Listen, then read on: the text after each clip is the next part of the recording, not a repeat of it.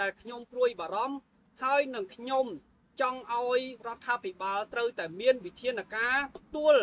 នៅពលករដែលត្រឡប់មកប្រទេសកម្ពុជាវិញដោយសារតែរឿងចំនួនព្រំដែនជាមួយនឹងថៃទោះបីជាខ្ញុំ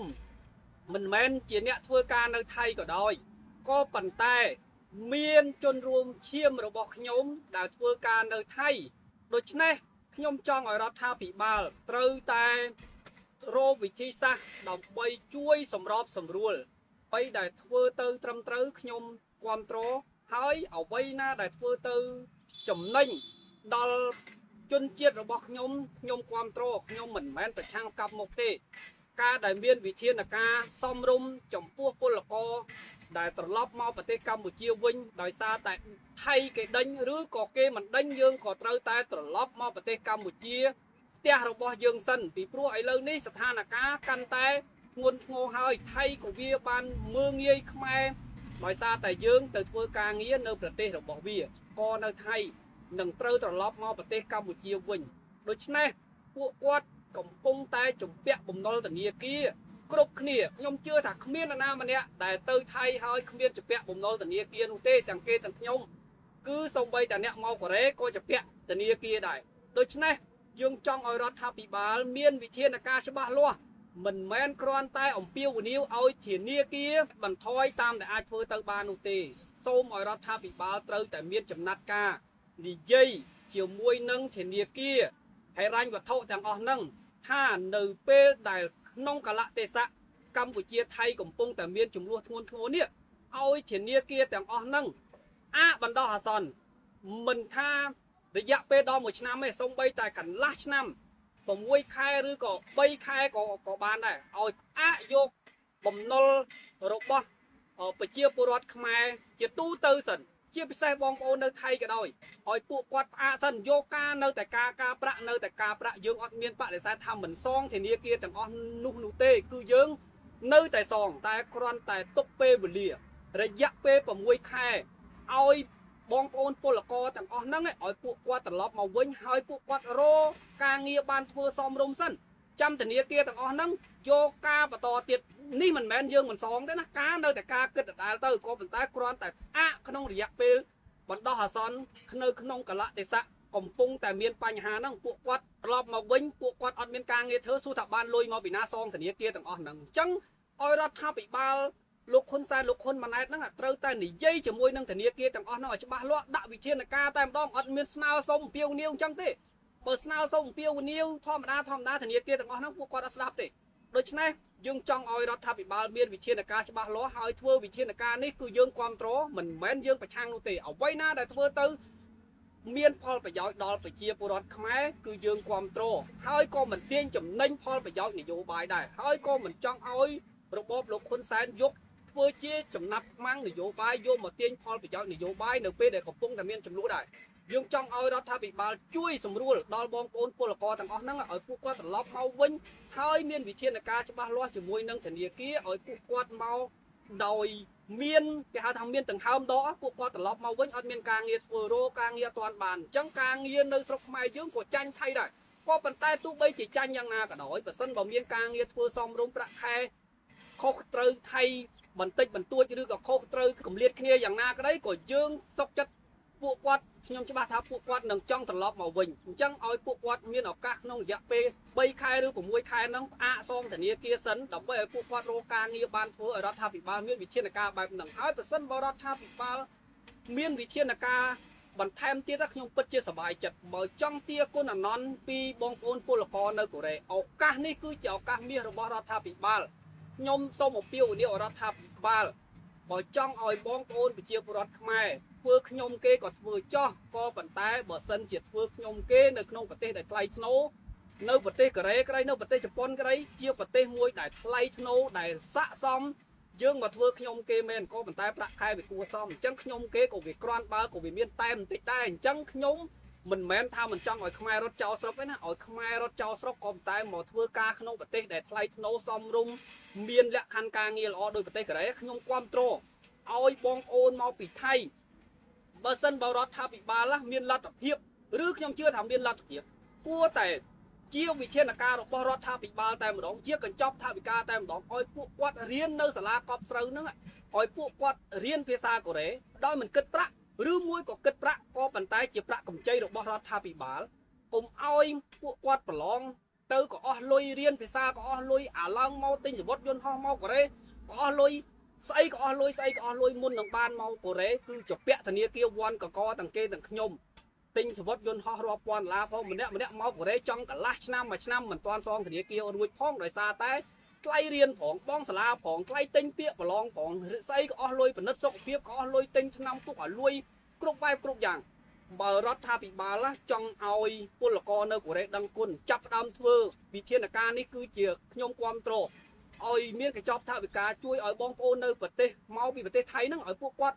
រៀនភាសាកូរ៉េឬក៏មិនបានជួយឲ្យពួកគាត់រៀនក៏អត់ចោះជួយឲ្យសាលាកប់ស្រូវទាំងអស់ហ្នឹងឲ្យជួយសម្រួលទិញពាក្យក៏គុំឲ្យអស់លុយច្រើនក៏គុំមានអំពើពុកឲ្យលួយឲ្យសម្រួលឲ្យពួកគាត់បានរៀនប្រឡងមកប្រទេសកូរ៉េខ្ញុំជឿថាមិនអាចមកដោយអត់ប្រឡងបានទេគឺរដ្ឋាភិបាលកូរ៉េក៏គេមិនព្រមដែរក៏ប៉ុន្តែបើសិនបើយើងត្រូវរៀនត្រូវប្រឡងក៏ដោយក៏រដ្ឋាភិបាលហ្នឹងត្រូវជួយកុំពុកឲ្យលួយឲ្យស្ថាប័ននៅក្រសួងកប់ស្រូវហ្នឹងក្រសួងការងារហ្នឹងមានវិធានការមកចំណាក់ស្រុកមកដូរពីថៃមកកូរ៉េវិញមើលបងប្អូនខ្ញុំជឿថាបើសិនបើក្នុងមួយលានអ្នកបានតែ 10% មក 100000 អ្នកមកប្រទេសកូរ៉េថែមទៀតខ្ញុំជឿថាសេដ្ឋកិច្ចខ្មែរអាចនឹងខ្លាំងអាចនឹងល្អប្រសើរជីវភាពពលរដ្ឋខ្មែរអាចនឹងល្អប្រសើរស៊ីឈ្នួលគេដូចគ្នាក៏ប៉ុន្តែបើបង្វែរពីថៃរត់ពីថៃដោយលោកហ៊ុនសែនបាននិយាយហ្នឹងបង្វែរពីប្រទេសថៃទៅពេទ្យឈប់ទៅពេទ្យថៃទៅពេទ្យផ្សេងអញ្ចឹងយើងឈប់ធ្វើការឲ្យថៃយើងធ្វើមកធ្វើការឲ្យកូរ៉េវិញមើលបានមកតាពីថៃ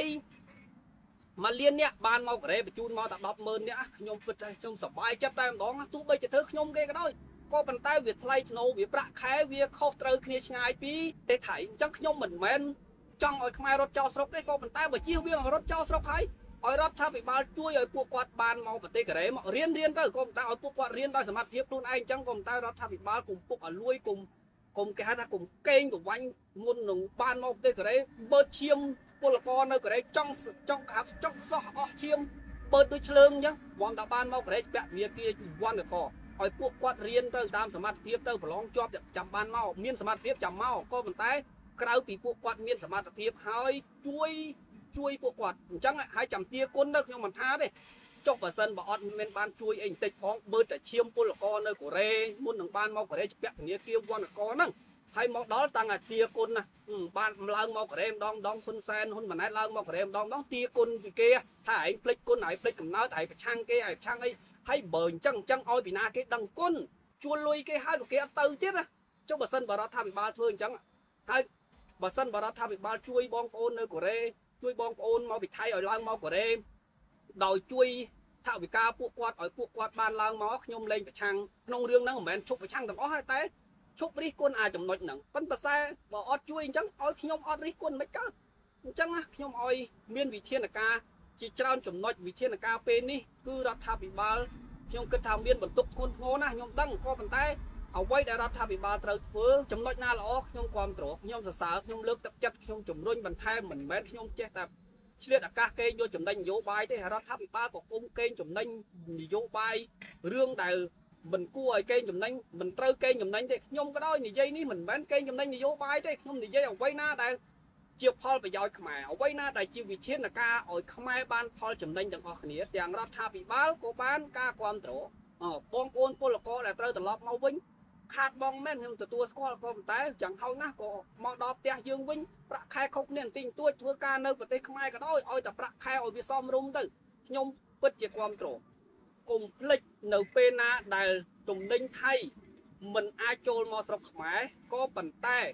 ខ្ញុំសប្បាយចិត្តនៅពេលដែលទំនិញក្នុងស្រុកឬក៏បន្លែគេហៅថាកសិករខ្មែរមានទីផ្សារខ្ញុំសប្បាយចិត្តក៏ប៉ុន្តែកុំភ្លេចនៅពេលណាដែលបន្លែផ្លែឈើឬក៏ទំនិញមិននាំចូលពីថៃក៏ប៉ុន្តែយើងភ្លេចខ្លួនអាខាងកើតវាសប្បាយចិត្តហើយវានាំចូលមកយ៉ាងគំហុកខ្ញុំអ្វីត្បិតតែមានចំនួនជាមួយថៃក៏ប៉ុន្តែខ្ញុំជឿថាប៉ះសិនបើនាំបន្លែត្រីសាច់មកពីថៃមិនគ្រោះថ្នាក់មិនមានគីមីច្រើនដូចអាខាងកើតយើងទេមានចំនួនព្រំដែនជាមួយថៃខ្ញុំគ្រប់គ្រងខ្ញុំក៏ប្រឆាំងមិនឲ្យគ្រប់គ្រងផលិតផលថៃដែរក៏ប៉ុន្តែ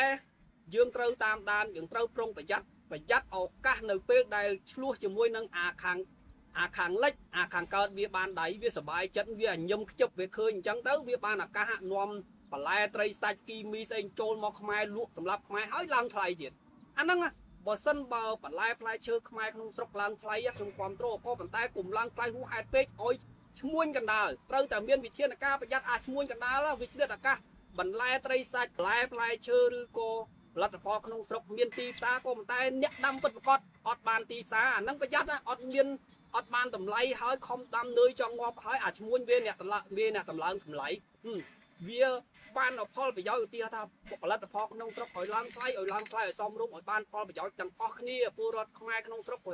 ក៏ចំណាយលុយទៅក៏វាមិនពុះហេតុអ្នកដាំទៅក៏បានផលគេចែកគ្នារស់ពាក់កណ្ដាលម្នាក់អីចឹងទៅពុំឲ្យចំណេញដល់ឈ្មួញគ្នាអ្នកដាំពិតប្រកបអត់បានចំណេញអញ្ចឹងវាគឺជារឿងដែលអយុត្តិធម៌ហើយដែលធ្វើឲ្យប្រជាពលរដ្ឋខ្មែរមានការខឹងសម្បាដែរអ្នកទិញបរិភោគហ្នឹងក៏ខឹងសម្បាថាឡើងថ្លៃម៉េចអញ្ចឹងឲ្យឈ្មួញកណ្ដាលហ្នឹងត្រូវមានវិធានការជាមួយនឹងឈ្មួញកណ្ដាលហ្នឹងគឺក្បាលខូចស្អីក៏វារកវិធីចំណេញគៀបសង្កត់លើជាកសិករដែរជាកសិករពួកគាត់ដាំហត់នឿយចង់ងាប់យកខ្លួនយកក្បាលយកទៅហាលថ្ងៃដូចលៀសអញ្ចឹងពួកគាត់បានផលចំណេញតិចតួចចំណែកពួកឈ្មួញកណ្ដាលវាចាំតែទិញវាមានលុយវាទិញស្តុកទុកវាទិញយកមកចំណេញយើងទទួលស្គាល់គេរស់ស៊ីគេមិនដែលភ្លើទេក៏ប៉ុន្តែគេឲ្យមានគេហៅថាសមមាត្រភាពសមរម្យប្រទេសណាក៏មានឈ្មួញកណ្ដាលដែរគេទិញគេមានលុយគេចំណេញអញ្ចឹងហើយក៏ប៉ុន្តែចំណេញឲ្យវាសមរម្យចំណេញឲ្យវាថ្លៃថ្នូរកុំឲ្យចាក់កអ្នកក្រកុំឲ្យគេហៅថាបូមឈាមអ្នកក្រចំណេញហួសហេតុវាធ្វើឲ្យអ្នកដាំនឹងគ្នាគ្មានទឹកចិត្តគ្នារត់ចោលស្រុកហើយបន្ទោសថារត់ចោលស្រុកមិនបើដាំឲ្យគ្មានទីផ្សារឥឡូវហ្នឹងជាឱកាសរបស់រដ្ឋាភិបាលត្រូវមានវិធានការយើងគ្រប់គ្រងនៅពេលដែលបន្លែផ្លែឈើខ្មែរមានទីផ្សារគ្រប់គ្រងផលិតផលក្នុងស្រុកគឺយើងសប្បាយចិត្តណាឃើញបងប្អូនមានទីផ្សារខ្ញុំសប្បាយចិត្តខ្ញុំមិនមែនទេតែប្រឆាំងកាប់មុខទេបើសិនបើមានផលប្រយោជន៍ដល់ខ្មែរគឺខ្ញុំសប្បាយចិត្តខ្ញុំអត់មានបានលុយជួយបងប្អូនទេក៏ប៉ុន្តែពេលខ្លះយើងនិយាយជាជាងការជួយលុយទៅទៀតជួយលុយឲ្យតែម្ដងហ្នឹងណាបើយើងនិយាយជួយគំនិតជួយបញ្ញាស្មារតីជួយរិះគន់ជួយស្ថាបនាបានផលប្រយោជន៍វែងឆ្ងាយចង់ឲ្យរដ្ឋាភិបាលហ្នឹងមានវិធានការច្បាស់លាស់ជួយទាំងកសិករជួយទាំងអ្នកដែលត្រូវប្រើប្រាស់ហ្នឹងកាត់បន្ថយការនាំចេញពីថៃហើយត្រូវត្រួតពិនិត្យឲ្យច្បាស់លាស់នាំមកពីអាខាងកើតកាត់បន្ថយកាត់ផ្ដាច់មិនបានទេអញ្ចឹងអាខាងកើតហ្នឹងវាគឺជាគ្រោះថ្នាក់បន្លែត្រីសាច់គីមីទំនិញស្អីហ្នឹងកុំឲ្យប្រយ័ត្នតែពេលឆ្លៀតអាកាសឆ្លោះជាមួយអាខាងលិចអាខាងកើតវាបានអាកាសនាំបន្លែត្រីសាច់ទំនិញគីមីចូលមកតាមតែអំពើចិត្តតិចពុនគ្មានអីតាមតែអំពើចិត្តអាហ្នឹងគឺត្រូវតែមានវិធានការឆ្លោះជាមួយនឹងអាខាងលិចក៏កុំភ្លេចអាខាងកើតពីព្រោះសត្រូវរបស់យើងជុំទឹះយើងមិនមែនចង់ធ្វើសត្រូវគេទេក៏ប៉ុន្តែវាត្រូវតែអញ្ចឹងវាត្រូវតែឆ្លោះអញ្ចឹងពីព្រោះពួកអាចោលឈ្លានពានទាំងសងខាងហ្នឹងមិនមែនឆ្លោះតែជាមួយថៃគិតតែជាមួយថៃទេយើងអាខាងកើតក៏កុំភ្លេចខ្លួនដែរប្រជាពលរដ្ឋខ្មែរគ្រោះថ្នាក់ទំនិញបន្លែត្រីសាច់អូចូលមកហើយនៅពេលដែលឆ្លោះជាមួយថៃគឺបានដៃអាខាងកើតវានាំចូលមកហើយអញ្ចឹងបើសិនបើយើងភ្លេចខ្លួនរដ្ឋាភិបាលអត់មានវិធានការច្បាស់លាស់ពលរដ្ឋខ្មែរគឺជាអ្នករងគ្រោះគឺជាអ្នកបរិភោគរដ្ឋាភិបាលខ្ញុំគិតថាលោកហ៊ុនម៉ាណែតក៏ធ្លាប់និយាយដែរក៏លោកហ៊ុនម៉ាណែតខ្លួនឯងគិតមិនរួចដែរពីបន្លែគីមីហ្នឹងអញ្ចឹងឲ្យមានវិធានការឲ្យមានការទប់ស្កាត់ពីអាខាងកើតឲ្យធ្ងន់ធ្ងរអាខាងលិចគឺវាមានចំនួនទៅហើយអញ្ចឹងបើសិនបើនាំបន្លែនាំផ្លែឈើឬក៏នាំផលិតផលស្អីមកគឺសូមឲ្យមានវិធានការត្រួតពិនិត្យឲ្យបានច្បាស់លាស់គិតគុណឲ្យបានត្រឹមត្រូវថវិកាចូលជាតិឲ្យបានត្រឹមត្រូវ